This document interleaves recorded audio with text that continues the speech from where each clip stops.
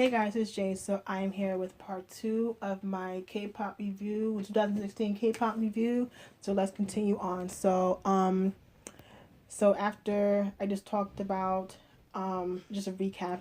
I talked about first generation groups coming back, idol actors coming getting into like sexual assault cases, and just disbandment of groups and second generation groups this year, which is like a hot mess. So another thing that happened this year was idols coming out talking about mental illness. Now, if you do not know, mental illness isn't taken very seriously in Korea. It's pretty much taboo. They don't talk about it. They kind of look over it.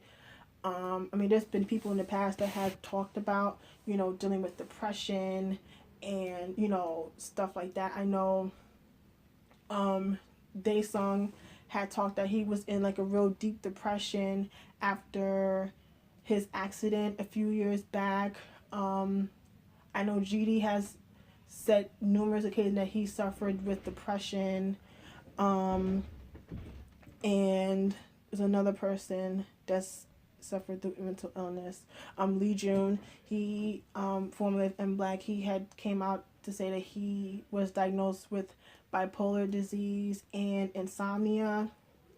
So people have spoke about stuff like that in the past, but again, over there they just don't take it seriously. And the fact that like and like people just talk about how like they've been like depressed and stuff like that, and the fact that they're like the suicide rate there is like I think like the highest in the world, and that's really fucking sad because I mean, just thinking about it, just how everything is just so fast paced there, and that especially when it comes to like teenagers and college students, how they just pile on the stress, the fact that they're in school like basically all day, and they have stress of school, wanting to get good grades and doing well in school to get good jobs and stuff like that. So it's like these teenagers and college students who just have this crazy stress, and then people that work regular 9 to 5 jobs and just stuff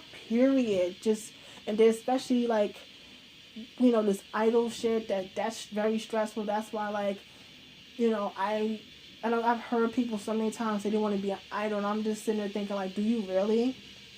I mean, honestly, being an idol is just after all the years I've been to K-pop and just seeing how people have talked about how much stress they've been under, and how like they went through periods of depression and anxiety and stuff like that.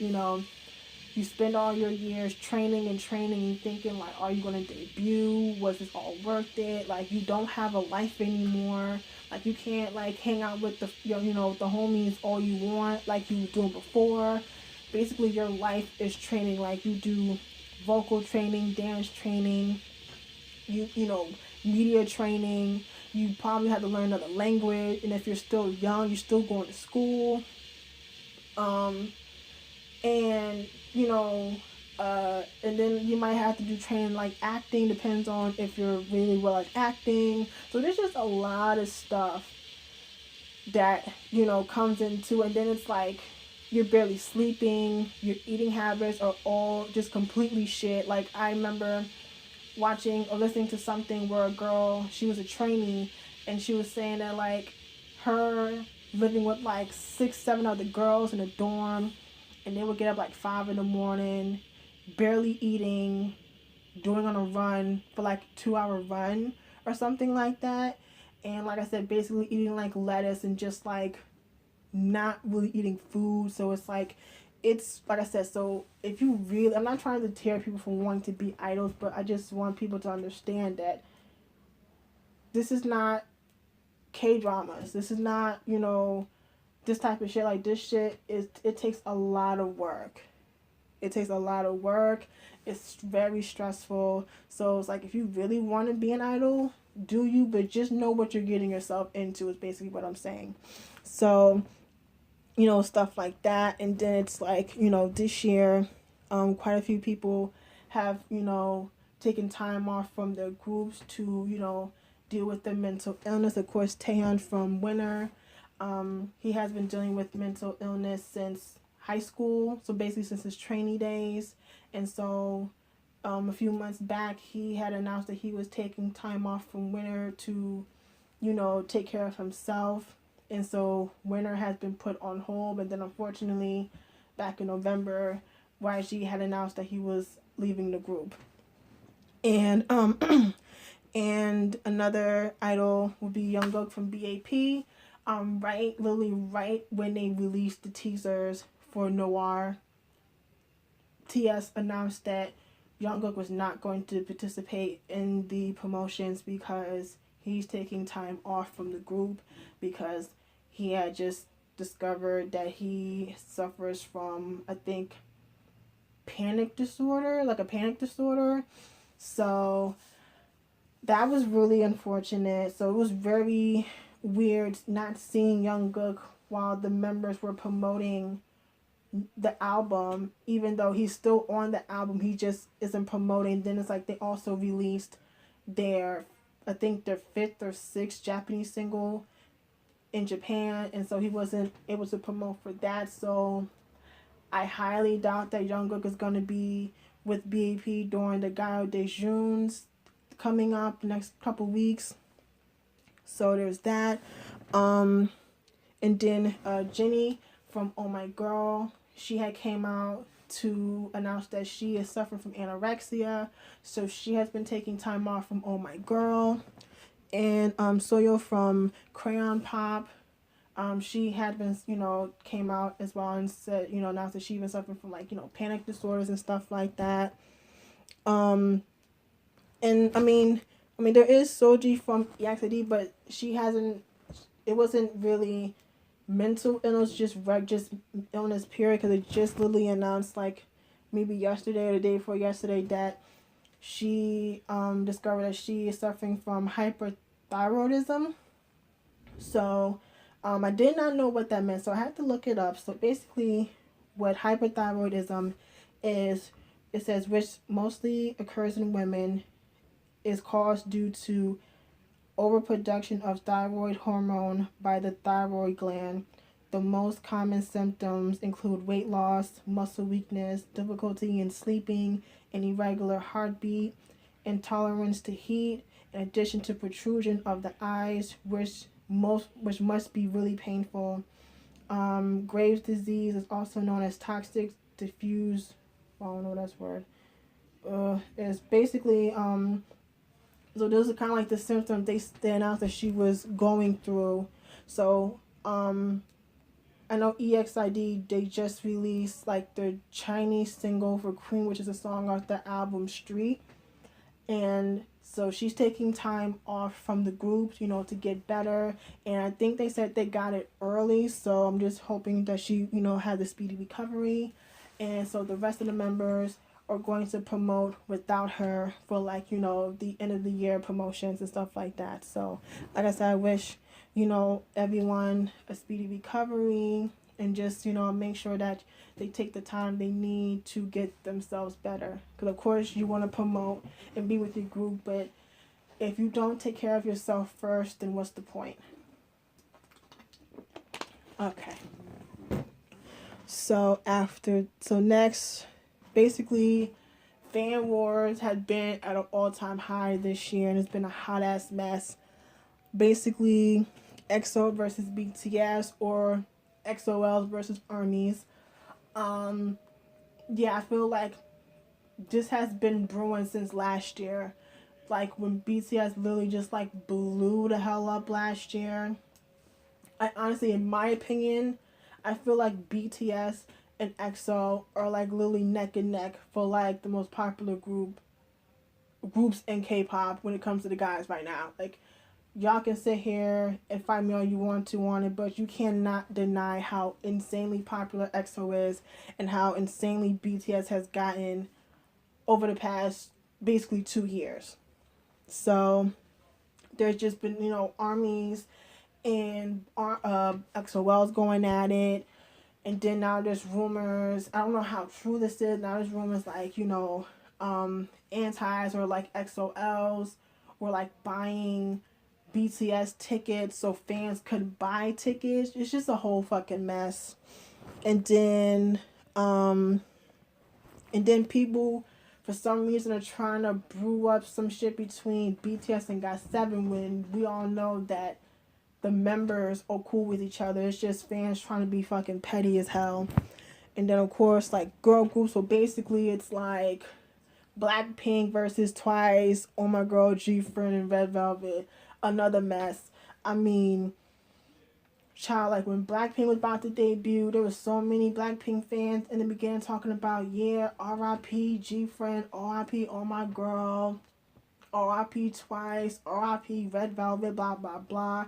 Just starting this unnecessary bullshit. And it's like, okay, but they haven't debuted yet, and it's like, again, like, why can't we all just get along? Like, why do we have to continue to just start a whole bunch of unnecessary bullshit? It's like, it's one thing to ride for your fave because I do the same thing, but I will never try to discredit or put down another group. Like, I may not be a fan of some of these girl groups, but that does not mean they don't have talent, because obviously from this year alone that these girl groups have been killing it. I mean, G-Friend, you know, I think it was G-Friend's one that has like 28 or 29 music show wins from just 2 fucking songs.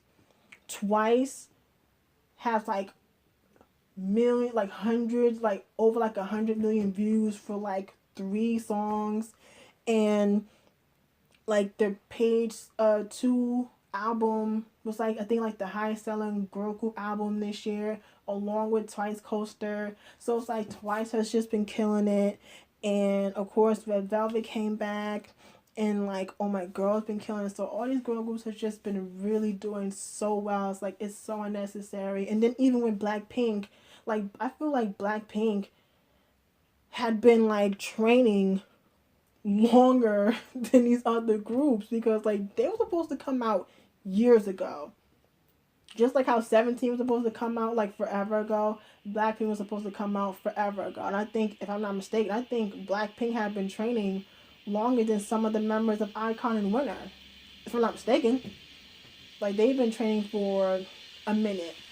So, you know, so when they were coming out, a lot of people was excited, but then it's like the timing was just kind of crazy because of the whole 21 drama. And then I keep forgetting about IOI, how popular they've become this year, even though they're not like an official group, because if you don't not know, IOI are just they're like trainees from different companies that was put together from Produce 101.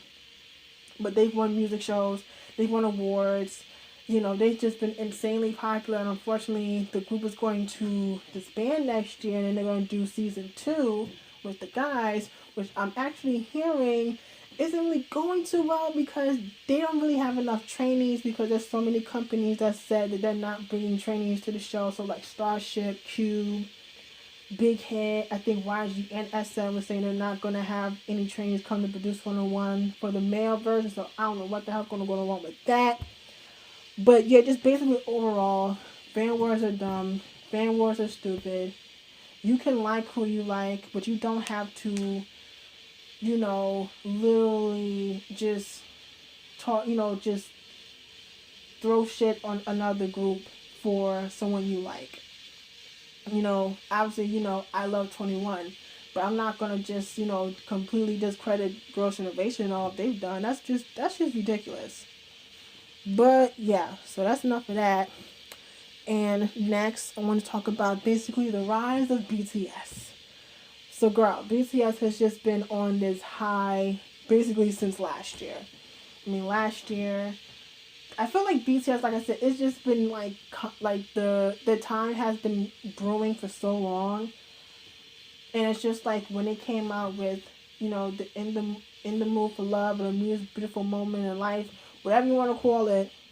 When they came out with that saga, BTS literally blew up. I mean, just insane, the fact that they even beat out people like Big Bang for music shows, which is like is basically unheard of. So it's like, That was crazy. I mean, it was great, but it was still like, holy shit, like they even beat out Big Bang. Like that was crazy. And, they just blew up. And then this year, they come out with Young Forever, and Fire was just so good. And then of course, Save Me and Young Forever and stuff like that. So that did really well. I know that album was like selling out like crazy. Like I even seen a video of a girl unboxing like 28 copies of the album. 28. Now where you gonna store them hoes? I don't know. But she literally had 28 copies of Young Forever. And then during the summer, Suga released his mixtape. We've been waiting for that bitch forever. We finally got it, and it's really good. Like, only thing I need is just a mixtape from J-Hope, and I'm good. Like, I'm happy. So that was, and then speaking of Suga, I think on Tumblr, like, Suga's mixtape was on the list of, like, the top 10 or 12 albums of the year. And I think he's also, I'm trying to think, was it Fuse and Billboard or just Fuse? Either or, like Suga's mixtape and Wings were on like the end of year list, so that's really dope. And of course, going on to Wings, October they dropped Wings, their second full length album, and I mean, just people were just dying for this album. Like people were just so ready for it. And I just remember when Blood, Sweat, and Tears came out, like when I watched it, I think it was almost at 500,000 views. And that was like within an hour when I saw the video. It was already at like 500,000 within an hour. And then the fact that it broke so many records with like the most viewed K-pop video on YouTube. And just so many views within just a short time span. And then the fact that the album was number 26 on the Billboard Hot 100, when the last group to be kind of like in high ranking was 21's Crush. They was like number 61. So they beat 21's record. They was number 1 on the world charts, and they were on like the top 50 like artists, like trending artist list on Billboard. They just had all these like records that they broke, and with pre-sale numbers and stuff like that. It was just crazy, and the album was so good, and just like so many people was like buying like hella copies of the album. And they've won so many music shows, and then of course they've won album of the year at the Melon Awards, even though there was drama with that, but they won album of the year at the Melon Awards. They won artist of the year, which is their first like they've won like I think like 3 Dasang Awards so far, and there's still the Golden Disc Awards next year, so I already know that they'll probably win something for that. And then the fact that they made history, being that they're the first group that's not part of the big 3 to win such, like, to win basically one like the highest awards, because usually at the Mamas for the past, I don't know, 10 years, I think like 2006 was when they started doing like like the album of the year and stuff like that. It's only been a big 3, like Girls' Generation, 2PM, 21, Big Bang, Super Junior, TVXQ, like all basically top 3, big 3 groups.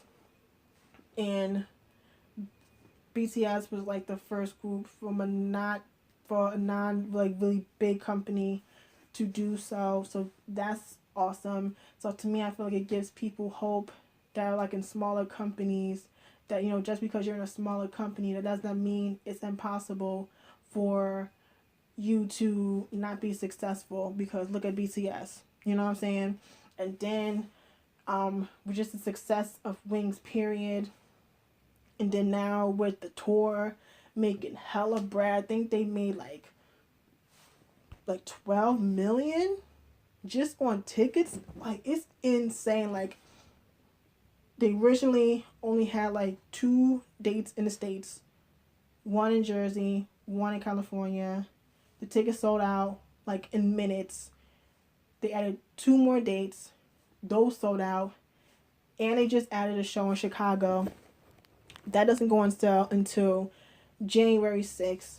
So that's probably going to sell out. So it was just tickets so like the ticket sales was just so insane that they added another city. Now, I don't know if they're going to add another city in Chicago, because we already know that they might end up selling out Chicago, even though there are people that are pissed because there are people from like the Midwest that did buy tickets to Newark and or California, and then they find out they're having a show in Chicago. So I'm not 100% sure, but it's BTS, so they'll probably buy tickets for that too.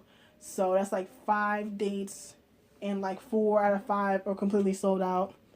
If you don't have a ticket, I mean, I've already made a video on trying to find tickets, but like, yeah, it's just insane what was going on with BTS and this tour, and the fact that it's like making like news over here. It's crazy.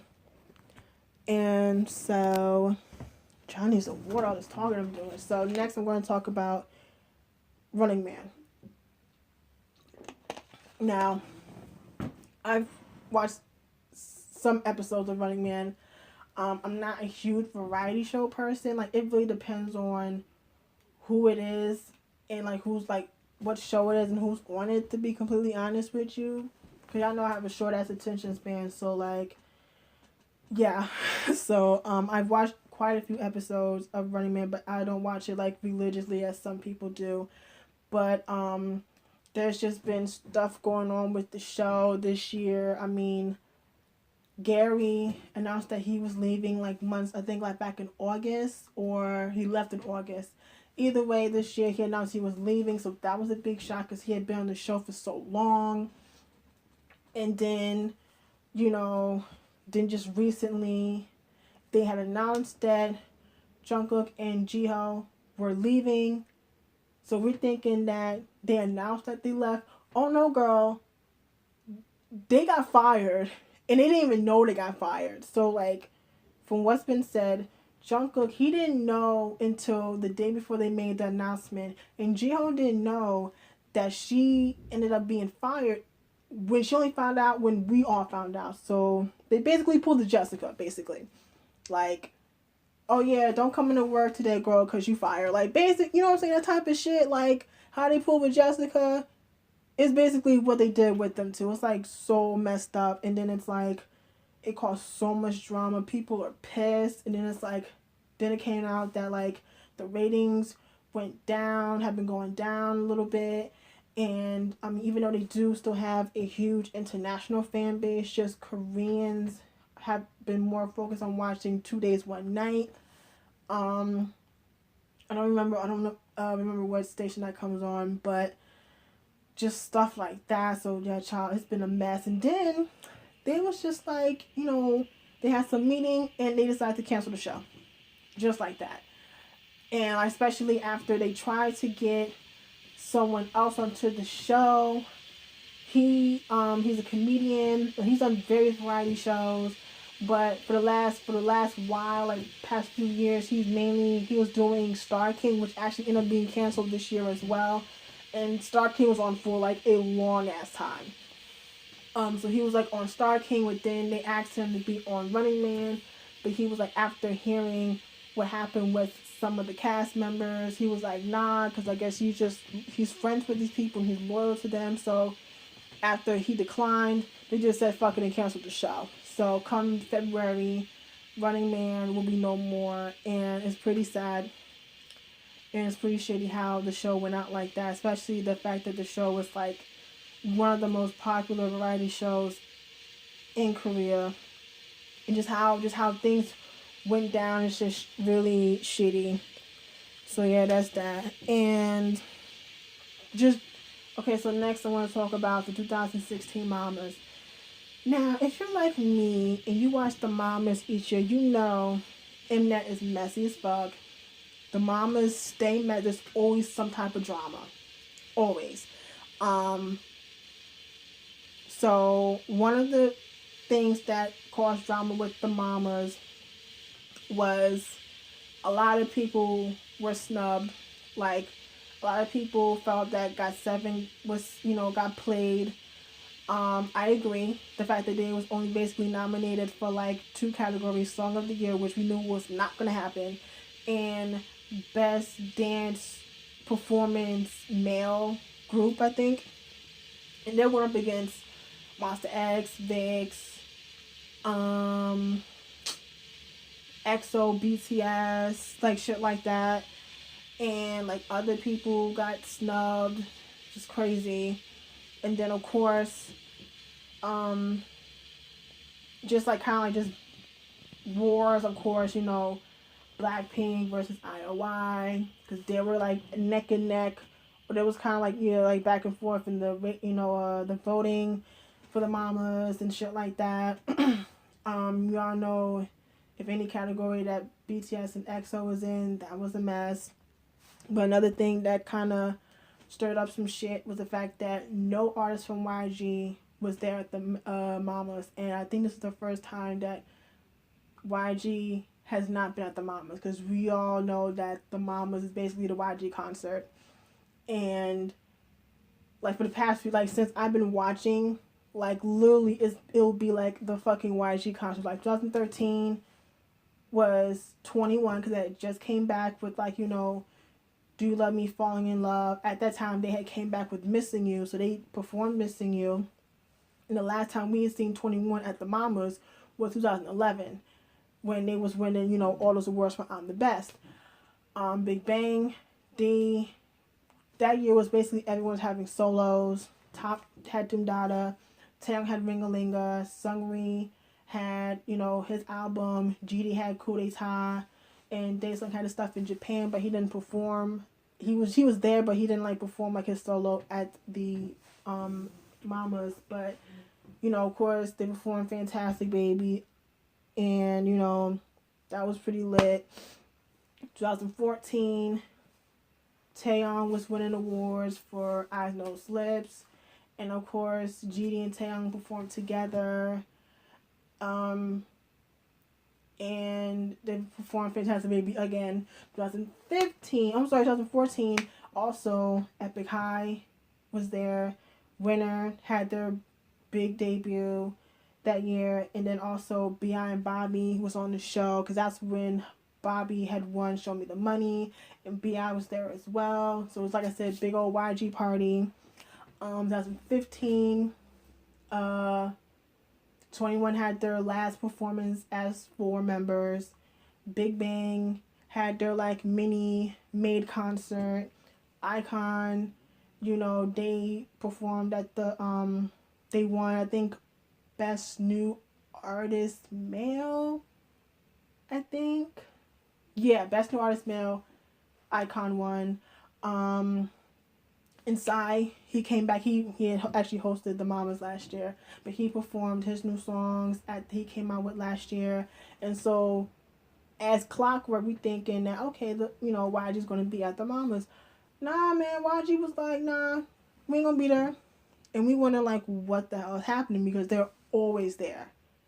Like, you may not see a lot of SM artists, because you're going to see EXO, but that's basically it. But that's normal, like with SM artists. Like, SM artists don't normally go to the Mamas like that, with an exception of EXO, because EXO usually has like a big year that year. But the fact that no one from no Lehigh, no Octa Musician, no iKON, no Bobby and Minho, no Big Bang. Well, I understand Big Bang because they had a concert, but especially I think a lot of people are disappointed because Blackpink wasn't there either. And of course, a lot of people were expecting Blackpink because they were like one of the biggest debuts of this year, and they didn't show up at the Mamas. Even though they did win, they didn't win like 2 awards, but still, it was sucky that they didn't show up. And then it also came out that the ratings went down this year. So that was that, YG not coming to the Mamas. And then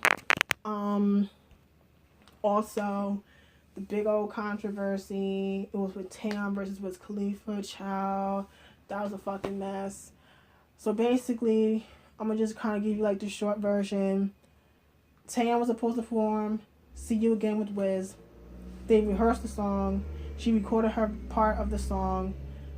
Come show, the day of the show, doesn't happen. Now, mind you, she's there. She wins an award. She performs. Wiz is there. He performed, but they don't perform together. And then there's this mess on social media.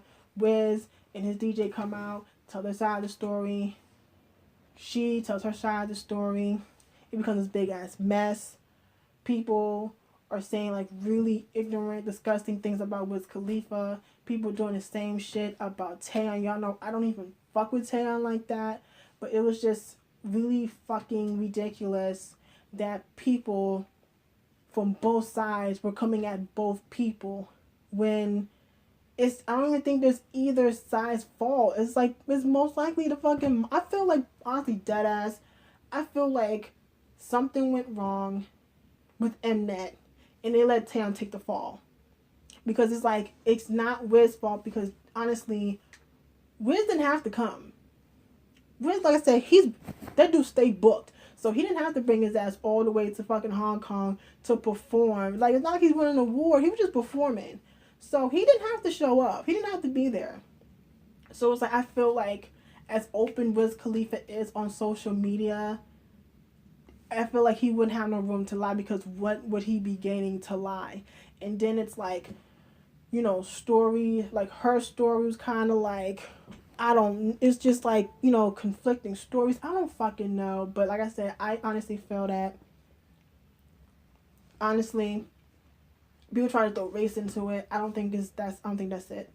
I feel like Mnet, something happened with them, and they just scrapped it, and they just told him, yo, we're not doing it, and just basically let her take the fall, which I think is ridiculous. That's just how I feel about it. And like I said, again, y'all know I don't really like Taeyeon. She just doesn't really do it for me.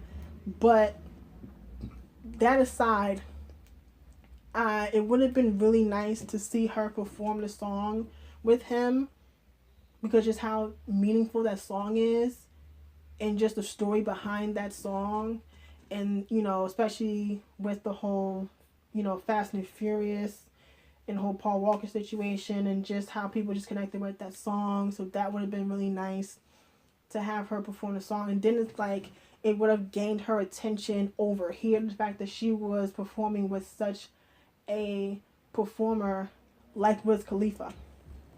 You know what I mean? So yeah, there's that. So I'm going to stop here because I am going on 30 minutes. I'm going to stop here and then I'm going to finish it off with part 3.